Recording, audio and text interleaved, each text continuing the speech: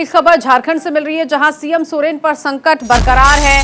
जा सकती है सीएम सोरेन की कुर्सी, क्योंकि राज्यपाल बैस आज कर सकते हैं फैसला। सोरेन की विधायकी की अयोग्यता पर आज फैसला आना है। चुनाव आयोग ने विधायकी रद्द करने की सिफारिश की है और अवैध पट्टे के मामले में फंसे हुए हैं हेमंत सोरेन। और कहा जा रहा है कि हो सकता है कि जब कुर्सी हेमंत सोरेन से चली जाएगी तो देखिए, कल भी देर रात तक विधायक दल की बैठक हुई है और जानकारी ये भी मिल रही है कि आज भी विधायक दल की बैठक बुलाई गई है। और जाहिर तौर पर विधायक दल की बैठक में अगला विधायक कौन होगा, अगला मुख्यमंत्री कौन होगा, इसको लेकर लगातार चर्चाएं जो है वो महागठबंधन की तरफ से की जा रही है।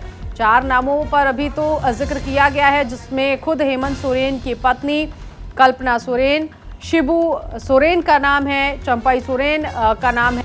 और ये तमाम नेताओं पर अब कहा जा रहा है कि हो सकता है कि इनके नामों में से कोई एक नाम ऐसा है जिस पर सीएम चेहरा देखा जा सकता है। अब ऐसे में झारखंड के इन सियासी हालातों को समझते हैं और इन हालातों को समझने के लिए हेमंत सोरेन के पास क्या विकल्प बचता है वो आपको बता देते हैं कि देखिए, जब उनके पास से जो कुर्सी है अगर वो चली जाती है तो अब अगला विकल्प क्या हो सकता है, एक नज़र में इस पर नजर डालते हैं कि अब आगे क्या विकल्प उनके पास बचता है। अगर चुनाव लड़ने पर रोक नहीं लगती, हेमंत सोरेन इस्तीफा देकर फिर से विधायक दल के नेता बने, ये एक विकल्प जो है ये उनके पास रहता है। उसके अलावा हेमंत सोरेन इस्तीफा देकर फिर से विधायक दल के नेता बने, क्योंकि देखिए कल से ही ये चर्चा जो है वो चल रही है और कहा जा रहा है कि जो विचार विमर्श किया जा रहा है, काफ़ी मंथन जो है वो किए जा रहे हैं। कल भी झामुमो की तरफ से भी बैठक की गई और देर रात तक बैठक चली है। आज भी सुबह इसी बैठक की सुगबुगाहट सुनाई दे रही है। तो हेमंत सोरेन के पास फिलहाल इस्तीफा देकर फिर से विधायक दल का नेता बनने का विकल्प है। वहीं दूसरी तरफ कानूनी राहत पाने के लिए हाईकोर्ट भी जाया जा सकता है। ये दूसरा विकल्प जो है हेमंत सोरेन के पास बचा हुआ है कि शायद हो सकता है कि पहले विकल्प का अगर इस्तेमाल नहीं करते तो दूसरे विकल्प का वो इस्तेमाल कर सकते हैं, क्योंकि कुर्सी छिन जाएगी और अगर उन पर चुनाव लड़ने के लिए रोक लगा दिया जाएगा तो उसके बाद हाईकोर्ट का रुख अपना सकते हैं हेमंत सोरेन।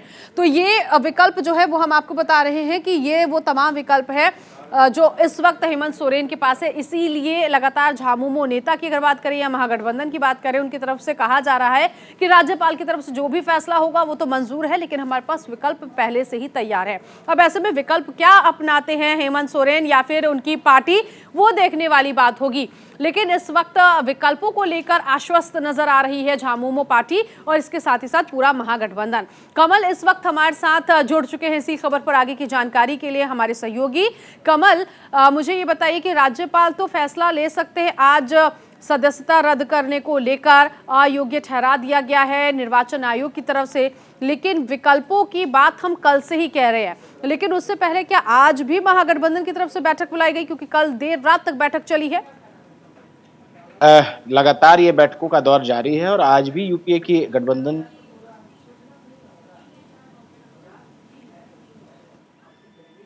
किया जाएगा कि आगे क्या कुछ होगा। लेकिन कल भी जो बैठक हुई थी उसमें भी साफ कह दिया गया था कि जो राज्यपाल निर्णय लेंगे आने वाले समय में, जो भी निर्णय सुनाते हैं चुनाव आयोग के माध्यम से जो आया है उसके अनुसार सभी तैयारियां हैं और खास करके जो संख्या बल है वो पूरी तरह से गठबंधन के पास है।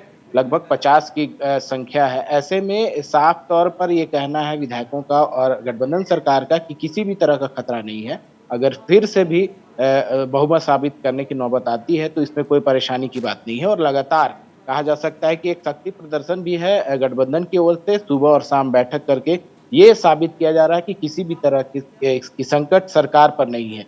अगर सदस्य आसानी से फिर से अपनी बहुमत साबित कर सकते हैं और सरकार बना सकते हैं, तो कहीं ना कहीं इस तरह की कोई समस्या नहीं है और इसी को साबित किया जा रहा है। लगातार बैठकों का दौर जारी है और आज भी 11 बजे फिर से बैठक होनी है। और जिस तरह से कमल ये बैठकें की जा रही है, जिस तरह से ये बैठकें की जा रही है, इसका मतलब पहले से ही चाहे हेमंत सोरेन हो या फिर यूपीए महागठबंधन हो, पहले से ही वो तमाम विकल्पों के साथ आगे का रास्ता देखते हुए दिखाई दे रहे हैं, क्योंकि इनको मालूम है कि तमाम जो फैसले हैं उन फैसलों में से कोई एक फैसला तो राज्यपाल की तरफ से लिया जा सकता है, विधायकी रद्द करने को लेकर या फिर चुनाव पर रोक लगाने को लेकर, तो कोई ना कोई एक फैसला तो जरूर आएगा। इसीलिए पहले से ही तमाम विकल्पों को देखते हुए सोरेन सरकार जो है वो ये बैठक करके आगे का रास्ता क्लियर करने में लगी हुई है। बिल्कुल, जिस तरह से अगर राज्यपाल की ओर से जो भी निर्वाचन आयोग को अपनी मंतव्य भेजे जाते हैं, उसके आधार पर अगर सदस्यता रद्द होती है तो मुख्यमंत्री गैर सदस्य होते हुए भी अपनी बहुमत का दावा पेश कर सकते हैं। हालांकि राज्यपाल के विवेक पर निर्भर होगा कि वह फिर से बहुमत साबित करने का मौका देते हैं या नहीं। और अगर राज्यपाल को लगता है कि राज्य में राजनीतिक अस्थिरता है तो राष्ट्रपति शासन में लागू किया जा सकता है। लेकिन अगर उन्हें फिर से मौका मिलता है तो वह फिर से विधायक दल के जो गठबंधन के नेता हैं वो चुने जा सकते हैं, और वैसी स्थिति में अगले 6 महीने में उन्हें चुनाव लड़ना होगा विधानसभा का और जीतना होगा। और बरहेट यानी आज का पूरा दिन आज झारखंड के लिए भी बहुत महत्वपूर्ण है, कल की तरह ही, और इंतजार करना होगा राज्यपाल के फैसले का। आप नजर बनाए रखिएगा, जो भी फैसला आएगा वो फैसला जरूर अपने दर्शकों तक पहुंचाएंगे। फिलहाल बहुत शुक्रिया इस जानकारी के लिए। चलिए आगे बढ़ेंगे। अगली खबर दिल्ली से मिल रही है, जहां बीजेपी और आम आदमी पार्टी में लगातार तकरार जारी है। शराब नीति मामले को लेकर ये तकरार चल रही है। ऐसे में बीजेपी मुख्यालय पर आम आदमी पार्टी प्रदर्शन करने वाली है। आपको बता दें कि कल जिस तरह से बीजेपी ने सीएम आवास को घेरा था, प्रदर्शन किया था, और अब बारी आज जो है वो आम आदमी पार्टी के है। डिप्टी सीएम के घर हुई सीबीआई रेड के विरोध में ये प्रदर्शन किया जाएगा। बीजेपी युवा मोर्चा का भी जंतर मंतर पर प्रदर्शन है। आम आदमी पार्टी के खिलाफ बीजेपी ये प्रदर्शन करेगी। मनीष सिसोदिया के इस्तीफे की मांग बीजेपी कल से लेकर अभी तक कर रही है, और कह सकते हैं कि आज भी देखिए दिल्ली में विरोध प्रदर्शन की गूंज जो है वो सुनाई देगी। कल बौछारें की गई थी, बीजेपी के कार्यकर्ताओं को हटाने की कोशिश की गई थी, क्योंकि जबरदस्त तरीके से प्रदर्शन किया गया था। बीजेपी के कई कार्यकर्ता जो थे वो सीएम आवास का घेराव कर चुके थे। सुरक्षा बंदोबस्त जो किए गए थे उस पर भारी पड़ चुके थे ये कार्यकर्ता, और ऐसे में आज आम आदमी पार्टी की तरफ से ये प्रदर्शन किया जाएगा। सहयोगी मनीषा इस वक्त मेरे साथ जुड़ गई है इसी खबर पर आगे की जानकारी के लिए। मनीषा, देखिए प्रेस कॉन्फ्रेंस की लड़ाई के बाद मुझे लगता है कि अब प्रदर्शन की लड़ाई शुरू हो गई है। कल बीजेपी की तरफ से प्रदर्शन किया गया, हालांकि आज भी ये प्रदर्शन जारी है जंतर मंतर पर, लेकिन आज आम आदमी पार्टी प्रदर्शन करेगी। क्या कुछ आज की तस्वीरें उभरने वाली है? जी नीतू, बिल्कुल ये जो प्रदर्शन की लड़ाई है ये बिल्कुल चालू है। पहले बीजेपी की तरफ से लगातार धरना प्रदर्शन किया जा रहा था। आम आदमी पार्टी के दफ्तर का घेराव हो या फिर सीएम आवास का घेराव हो, लगातार दिल्ली बीजेपी प्रदेश की तरफ से लगातार ये धरने चल रहे हैं। आज जो है आम आदमी पार्टी की तरफ से दिल्ली बीजेपी ऑफिस का घेराव किया जाएगा। आपको बता दूं जिस तरीके से मनीष सिसोदिया जो कि उप मुख्यमंत्री हैं दिल्ली के, उनके घर 14 घंटे की सीबीआई की रेड चली थी। अब आम आदमी पार्टी की तरफ से लगातार बीजेपी को सवाल दागा जा रहा है कि 14 घंटे की सीबीआई रेड में आपको क्या मिला, खुलकर बताइए, और कुछ नहीं मिला है तो फिर ये सीबीआई की रेड क्यों, और क्यों लगातार जो है आम आदमी पार्टी पर इस तरीके से हावी हो रही है बीजेपी सरकार। तो इसीलिए आम आदमी पार्टी की तरफ से आज बीजेपी ऑफिस का घेराव किया जाएगा और आम आदमी पार्टी के सभी नेता और कार्यकर्ता इस धरना प्रदर्शन में जुड़ेंगे। और देखिए वार पलटवार तो इसमें चल ही रहा है, प्रदर्शन से एक दूसरे को ये करारा जवाब दे रहे हैं। और यही नहीं, आज बीजेपी की तरफ से युवा मोर्चा का भी जो है धरना प्रदर्शन होगा जंतर मंतर से, और साथ ही आपको बता दूं पद यात्रा भी निकाली जाएगी और लोकसभा अनुसार बीजेपी की तरफ से जो है धरना प्रदर्शन किया जाएगा। इससे पहले नीतू मंडल अनुसार पद यात्रा निकाली गई थी हर जिला से, दिल्ली के हर जिला से। उसमें मीनाक्षी लेखी से लेकर मनोज तिवारी, आदेश गुप्ता, रमेश बिदूड़ी, रामवीर सिंह बिदूड़ी, ये सभी नेता शामिल थे।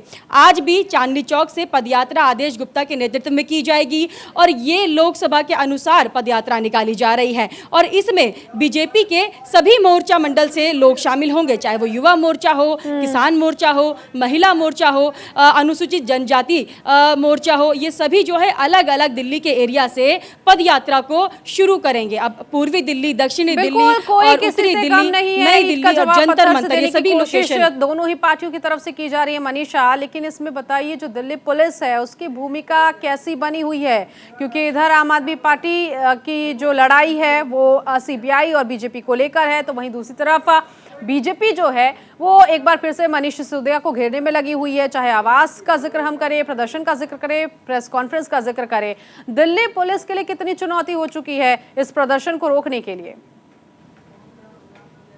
बिल्कुल अहम सवाल यहाँ पर ये भी उठता है नीतू, बिल्कुल सही सवाल है कि दिल्ली पुलिस की जो सिचुएशन है वो बहुत ज़्यादा यहाँ पर डामाडोल है, क्योंकि उधर से भी प्रदर्शन जो है संभालना पड़ रहा है और उधर से भी प्रदर्शन संभालना पड़ रहा है। और आपको बता दो बीजेपी की तरफ से लगातार प्रदर्शन पे प्रदर्शन किया जा रहा है और वहाँ पर जो पुख्ता इंतजाम है दिल्ली पुलिस करती है, क्योंकि सुरक्षा के कड़े इंतजाम करना उनकी रिस्पॉन्सिबिलिटी है। और कल भी आपने देखा होगा, कल जब हम कवरेज कर रहे थे सिविल लाइन से, जो कि सीएम आवास का घेराव जब बीजेपी की तरफ से किया जा रहा था, तो वहां पर भी जो दिल्ली पुलिस के जवान थे वो तैनात थे। दो रास्तों को जाम किया गया था बैरिकेड लगाकर। तो वहां पर सुरक्षा के पुख्ता इंतजाम के लिए दिल्ली के पुलिस के बड़े बड़े अफसर वहां पर लगे हुए थे, लगातार अनाउंसमेंट भी कर रहे थे ताकि धरना जो है उग्र ना हो जाए, जो सिचुएशन है वो आउट ऑफ कंट्रोल ना हो जाए। और आज देखिए हर जगह पर धरने हैं, तो मतलब दिल्ली पुलिस के लिए एक चुनौती भी है ये। आम आदमी पार्टी की तरफ से भी देखिए बीजेपी ऑफिस का घेराव आज किया जाएगा, पूरा तो दिन उसमें दिल्ली की सड़कों पर इसी तरह से दोनों ही पार्टी के कार्यकर्ता डटे हुए नजर आएंगे, विरोध प्रदर्शन करते हुए दिखाई देंगे। बहुत शुक्रिया मनीषा इस जानकारी के लिए।